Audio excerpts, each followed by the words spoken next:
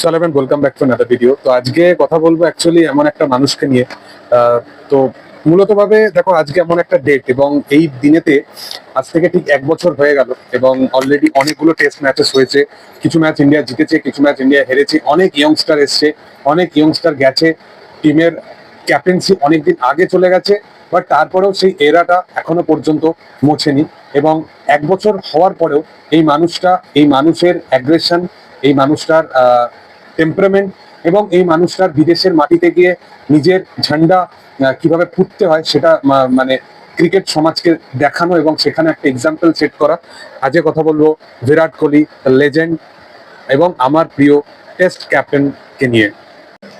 দেখো, বিরাট কোহলি তার এত লেভেলের অ্যাচিভমেন্ট আছে, সেগুলো নিয়ে অনেক সময় আসবে যেগুলো নিয়ে আমি কথা বলবো, কারণ বিরাট আমার কাছে একটা বিশাল বড় ইমোশন। বাট বিরাটের টেস্ট ক্রিকেটের প্রতি মানে তার যে contribution as a Indian captain বা as a Indian test batsman হিসাবে, সেই কন্ট্রিবিউশন তোমরা যদি ওভারঅল যদি টেস্টের যদি রেকর্ড তুলে দেখো, যেখানে হয়তো বিরাটের 10,000 টেস্ট রান নেই। এবং বিরাট কোহলির অনেক পুরনো ইন্টারভিউজ এর মাধ্যমে বিরাটকে যখন কেউ জিজ্ঞাসা করে যে তোমার সবচেয়ে বড় ড্রিম কি, সেখানে বিরাটের বারবার রিপ্লাই আছে যে আমি কোনো অর্ডিনারি প্লেয়ার হিসেবে থাকতে চাই না এবং আমি টেস্টে 100 টেস্ট ম্যাচ খেলার সাথে সাথে আমি 10,000 প্লাস টেস্টে রান করতে চাই। এবং এই স্টেটমেন্টটা যে সময় বিরাট কোহলি দিয়েছিল এবং যে সময় বিরাট কোহলির রিটায়ারমেন্ট নেওয়া ইন্ডিয়ান টিম থেকে, মানে একটা সত্যি কথা বলতে, বিরাট কোহলি যে সময় টেস্টের সময় শুরু করে এবং টেস্ট ক্রিকেটে তার যখন প্রথম পদক্ষেপ হয় বা অ্যাজ এ ক্যাপ্টেন হিসেবে তার যখন পদক্ষেপ হয়, তখন ইন্ডিয়ান টিম টেস্টে প্রায় নাম্বার 7 পজিশনে ছিল। সেখান থেকে নাম্বার 1 টিমকে নিয়ে যাওয়া, একটা টিমের এক্সাম্পল সেট করা যে আমরা হারতে আসিনি, আমরা ড্র করতে আসিনি, আমরা জিততে এসেছি। বিদেশের মাটিতে বিরাট কোহলি অস্ট্রেলিয়ার সাথে প্রথম যখন অ্যাজ এ টেস্ট ক্যাপ্টেন হিসাবে সে যখন অ্যাজ এ ক্যাপ্টেন হিসাবে প্রথমবারের মতো লিডারশিপ নেয়, তখন সে ওভারঅল ওয়ার্ল্ড ক্রিকেটকে একটাই মেসেজ দেয় যে আমরা ড্র করব না, আমরা ম্যাচটাকে চেস করব, আমরা জিতবো। এবং ওভারঅল যেটা আউটকাম বেরিয়ে আসে সেটা অবশ্যই ইন্ডিয়ার ফেভারে থাকে না, বাট বিরাট কোহলি যে টেম্পারামেন্ট সেট করে সেটা একটা যুগ হয়ে দাঁড়িয়ে থাকে। বিরাট কোহলি পরস্পর ইন্ডিয়াতে বিশেষ করে তার যে উইনিং রেশিও সেটা প্রায় 95%, মানে স্টিল এখনো পর্যন্ত বা এতদিন পর্যন্ত কোনো ক্যাপ্টেন সেটা করে দেখাতে পারেনি, যেটা যে অ্যাচিভমেন্টটা অ্যাজ এ ক্যাপ্টেন হিসাবে বিরাট কোহলির কাছে আছে। বিরাট কোহলি সবসময় কনসিডার করা হয় অ্যাজ এ ফেল্ড ক্যাপ্টেন হিসাবে, but Virat Kohli it's not only a great batsman, but এটার সাথে সাথে বিরাটের মতো ওই রকম লেভেলের ক্যাপ্টেন্সি, ওরকম টেস্ট, ওরকম টেম্পারমেন্ট, ওরকম অ্যাগ্রেশন। এবং যে সময় বিরাট স্টার্ট করেছিল ওই সময় অনেক ট্যালেন্ট ছিল, অনেক ফ্ললেস ক্রিকেটার ছিল, বাট বিরাট সবার চেয়ে কেন এক্সট্রা অর্ডিনারি, এইটাই তার এই টেম্পারমেন্ট, এই হাংরিনেস, এই বিষয়গুলো বিরাটকে সবার থেকে সবসময় আলাদা করে দাঁড় করায়। এবং এটার সাথে সাথে একসময় যখন ইন্ডিয়ার টেস্টে বিশেষ করে একটা মেন্টালিটি ছিল যে মানে মানে ওভারঅল যদি বাইরে যে সমস্ত ট্যুরগুলো হতো সেখানে নয় আমরা কিভাবে সেই ট্যুর মানে ম্যাচগুলোকে কিভাবে ড্র করব, না হলে অ্যাটলিস্ট আমরা একটা এমন জায়গায় মানে পারফরমেন্স ডেলিভার করব যেটা অ্যাটলিস্ট হোয়াইট ওয়াশ হবে না। বাট বিরাট কোহলি সে সবসময় অপোনেন্টকে রেসপেক্ট দিত। সে সবসময় বড় বড় যে সমস্ত দানব দানব টিমরা ছিল টেস্টের, সেটা ইংল্যান্ড হোক, অস্ট্রেলিয়া হোক, সাউথ আফ্রিকা হোক, সেই সমস্ত টিমদেরকে যেরকমভাবে রেসপেক্ট দিত সেরকম ভাবে সে ডমিনেট করতো।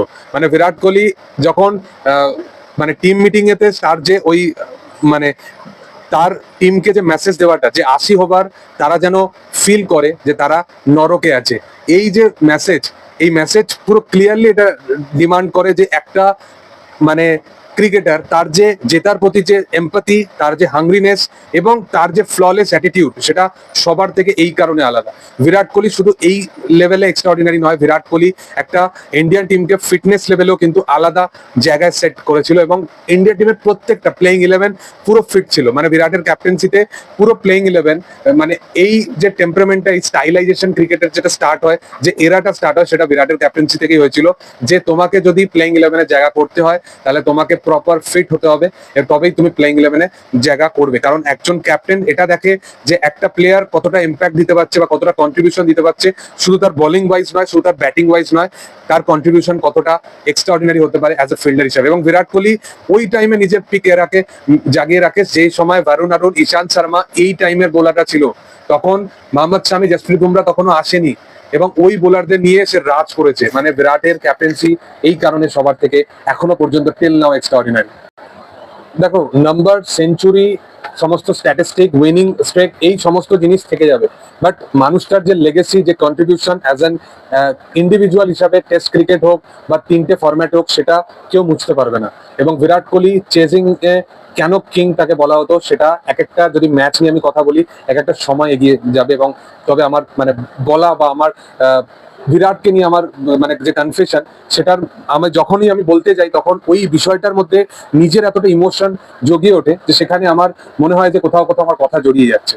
মানে এই রকম আমার পুরো চাইল্ডহুডই কেটেছে অ্যাকচুয়ালি বিরাট কোহলির পুরো ওই যে তার যে জেনারেশনটাকে দেখা, সে যেভাবে ডেবিউ করেছে সেখান থেকে সে একটা এমন এরাতে এসে শেষ করেছে। এবং এখনো টিল নাও আইপিএল এর মারফত হোক বা ওয়ানডেতে কিছু সময়ের জন্য হোক, বিরাট কোহলির ওই যে ছোট ছোট ইম্প্যাক্টফুল তার যে কন্ট্রিবিউশন গুলো, তার যে ফিল্ডিং গুলো, সে যেরকম ভাবে রিয়াকশন দেয়, সে ফিল্ডিং এ যেরকম অ্যাক্টিভিটিস করে, সে যখন অ্যাগ্রেশন মোডে চলে যায়, তো ওই জিনিসগুলো এতটা এনজয়েবল এবং ওই এক একটা জিনিস এতটা নস্টালজিক, এবং এই ব্যাপারগুলো আর কখনো ফিরে পাবো কি পাবো না, এই বিষয়গুলো ভাবলে প্রচন্ড ইমোশনালি আমি ইমোশন হয়ে যাই। তো সেই কারণে আমি এগুলো নিয়ে বেশি ভাবি না। বাট একটা প্লেয়ার, একটা ক্রিকেটার, তার অবশ্যই একটা এন্ড থাকে। বাট বিরাট কোহলি যখন তার রিটায়ারমেন্ট ছিল, সেটা অবশ্যই খুবই আনবিলিভেবল ছিল এবং সেটা মানে একটা যুগ, একটা এরা। এবং বিরাট কোহলি রিটায়ারমেন্ট মানে অবশ্যই সেই জায়গাটা কেউ টাচ করতে পারবে না। এবং বিরাট কোহলি সবসময় মানে তার কোনো রিপ্লেসমেন্ট নেই, মানে ইরেপ্লেসেবল একদমই একটা ব্যাটসম্যান, একজন ক্রিকেটার, একজন ক্যাপ্টেন। এবং আজকের দিনে দাঁড়িয়ে ক্রিকেট স্টেডিয়াম লাউড হয়, ক্রিকেট স্টেডিয়ামের মধ্যে এত পরিমাণে ক্রাউড হয়, বাট তারপরেও বিরাটের মানে যখন ক্যামেরার মধ্যে বিরাটকে ক্যাপচার করতে না পারে পুরো স্টেডিয়াম বা অডিয়েন্স, তখন কিন্তু ওই যে কাইন্ড অফ যে ওই ইমোশনাল যে ফিলটা, সেটা কিন্তু মানুষের মধ্যে সবসময় থাকবে। সেই ক্যাপ্টেন্সি বেসিসে হোক বা অ্যাজ এ কন্ট্রিবিউশন হিসাবে, অ্যাজ এ ইন্ডিভিজুয়াল হোক, বিরাট কোহলি মানে the legend, the greatest captain এবং টেস্টের bestest batsman ever I have seen in my life. এবং আশা করছি বিরাটকে নিয়ে হয়তো এইবারে আমার হয়তো এটা টেস্ট নিয়ে বানানো, হয়তো তার আমার এটা অন্তিম ভিডিও থাকবে। আগামী দিনে যদি কখনো কোনো পয়েন্ট অফ ভিউ পাই, সেটা নিয়ে অবশ্যই তোমাদের সাথে শেয়ার করবো। তোমাদের কি বক্তব্য বিরাটের টেস্ট ক্যাপ্টেন্সি বা তার টেস্ট রিটায়ারমেন্ট নিয়ে, সেটা তোমরা অবশ্যই কমেন্টে জানাতে পারো। ভিডিও যদি ভালো লেগে থাকে তোমরা অবশ্যই লাইক করো, শেয়ার করো, সাবস্ক্রাইব করো চ্যানেলটি এবং পাশে থাকা বেল আইকনটা অবশ্যই প্রেস করে দিও। Thank you all, by.